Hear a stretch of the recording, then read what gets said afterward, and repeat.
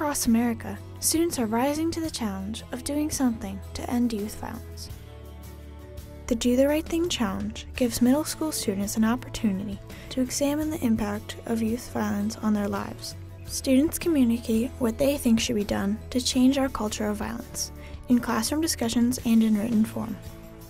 The Do the Right Thing Challenge is an initiative of the National Campaign to Stop Violence, a nonprofit, nonpartisan organization composed of community, business, and governmental leaders who have come together to reduce youth violence in communities across the United States.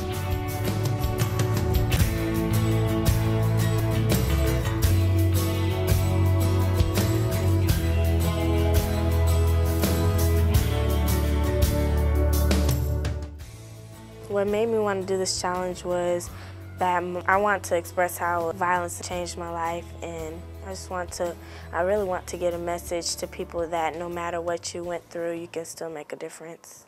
Pow, pow, pow. There was an explosion of gunshots as my mother fell to the ground, dead.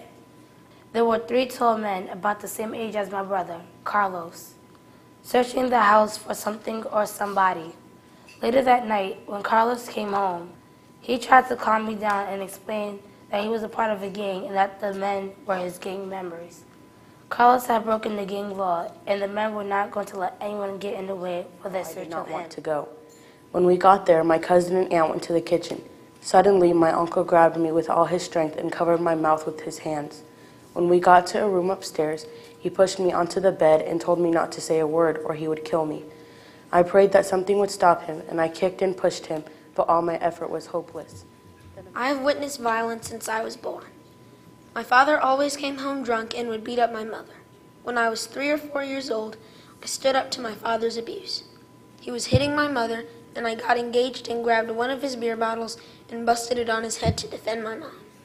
Ever since that violent day, my father and I fought endlessly until my mother took my brother, my sisters, and I from our home in Puerto Rico to America and my It's my honor to celebrate the work of those incredible young people who have pledged to be the change we need to end youth violence.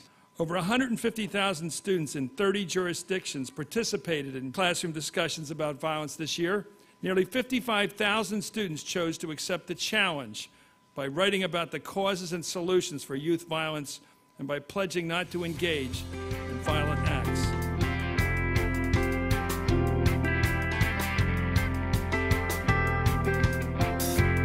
Do the Right Thing Challenge program, which is sponsored by Kuwait America Foundation.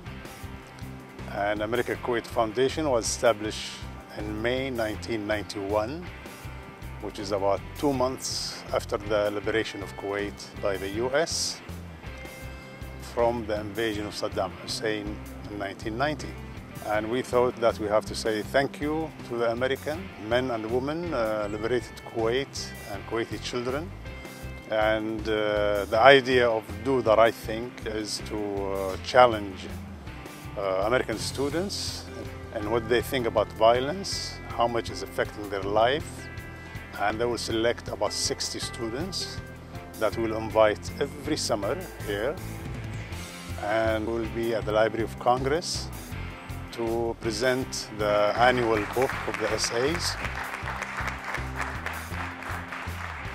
And then the students will go in the Capitol Hill to see their congressmen and senators and talk about the Do the Right Things Challenge program.